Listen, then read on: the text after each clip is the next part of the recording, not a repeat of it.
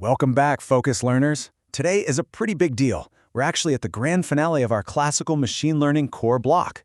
We've built up a powerhouse toolkit with scikit-learn, XGBoost, and Optuna. And today, we're tackling one of the absolute most dangerous real-world challenges in classification, mastering the imbalanced-learn library. Okay, let's dive into this. Have you ever wondered what actually happens when, say, 99% of your data belongs to just one single category? Well, let me tell you, it's not some rare edge case. It's a really dangerous mathematical trap that absolutely ruins countless machine learning models the moment they're deployed. When one category dramatically overpowers another, you've stumbled right into the class imbalance trap. Here's our roadmap for today. Section 1, the class imbalance trap. 2, beyond standard accuracy. 3, the imbalanced learn toolkit. 4, the professional workflow. And finally, Section 5, crucial best practices. Section 1, the class imbalance trap, the illusion of the lazy model. So, I want you to imagine for a second that you're tasked with building a business-critical fraud detection model to classify credit card transactions. In most realistic datasets out there, an overwhelming 99% of transactions are perfectly legitimate. That leaves just a tiny, microscopic 1% as actual fraud.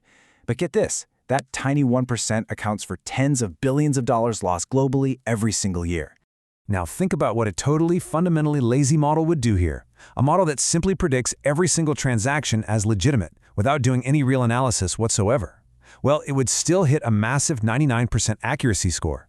I mean, your boss might cheer at first, but that model is literally useless. It completely fails its actual job of catching any genuine fraud. And that right there is the illusion of accuracy when you're dealing with imbalanced data. Section 2, beyond standard accuracy, finding the truth. Since we know we have to completely abandon raw accuracy in these specific scenarios, first up to replace it is precision. Precision specifically measures this. Out of every single transaction your model predicted as fraudulent, what percentage were actually correct? This metric is absolutely crucial because it helps us understand and directly control our rate of false alarms. Next, we have recall. Out of all the transactions that were fraudulent in reality, what percentage did your model successfully manage to catch? In a genuine fraud detection problem, recall is usually the critical metric. Missing real fraud is incredibly costly to a business, right? It's almost always far more costly than mistakenly flagging a legitimate transaction for a quick manual review. Finally, we have the F1 score. This provides a single unified number that mathematically combines both precision and recall together into one neat package. Oh, and as a quick callback to our earlier tools, scikit-learn's classification report function conveniently calculates all three of these particular metrics for you automatically, literally with just a single call. Section 3, the imbalanced learn toolkit, equipping our model. Now, what's really interesting about this is how we actually fix the imbalance. We have two major categories of techniques. On one side, we have oversampling, championed by a technique called SMOTE. Rather than just duplicating existing minority data points, which, trust me, just causes overfitting, SMOTE intelligently generates entirely new synthetic minority class examples by mathematically interpolating points between your existing ones. It's kind of like mixing existing paint colors to create a brand new but related shade. On the other side, we have undersampling, like the random undersampler, which simply randomly discards a portion of your majority class examples. The clear trade-off here? Undersampling risks throwing away meaningful, useful information that your model really could have benefited from. But there is a third alternative here. Instead of modifying your underlying dataset at all, you can just adjust class weights. This connects directly back to our previous XGBoost explainer. Many algorithms actually allow you to natively assign a higher relative importance, or weight, directly to the minority class during training. It doesn't create synthetic data, and it doesn't discard real data. It simply tells the algorithm to pay considerably more attention to getting those rare minority examples right. Imbalanced-learn also supports these really powerful combined approaches, like SMOTETomek and SMOTEENN. These brilliantly utilize SMOTE's synthetic oversampling, but then they add a complementary targeted undersampling step. This step is specifically designed to clean up ambiguous or noisy data points sitting right near the boundary between the two classes. By combining these techniques, you almost always get a significantly cleaner, far more informative overall training dataset compared to relying on either technique entirely on its own.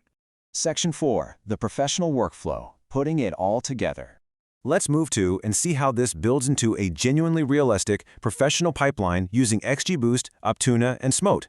Here is your idiot-proof execution plan. Step 1. Split your data into training and testing sets.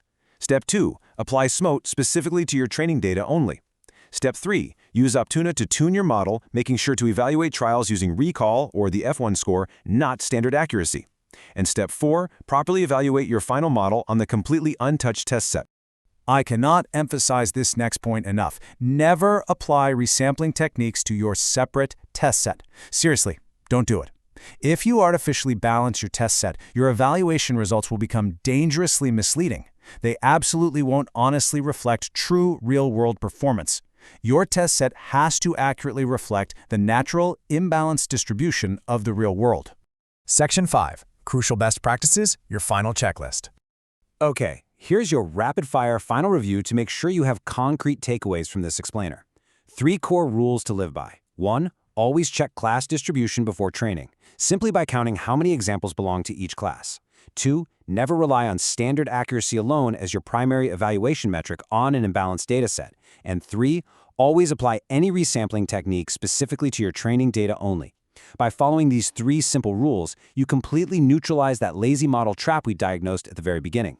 And just like that, it brings us to the end of our classical machine learning core block. You now know for sure that 99% accuracy can be a complete lie, and you have the exact tools needed to uncover the truth.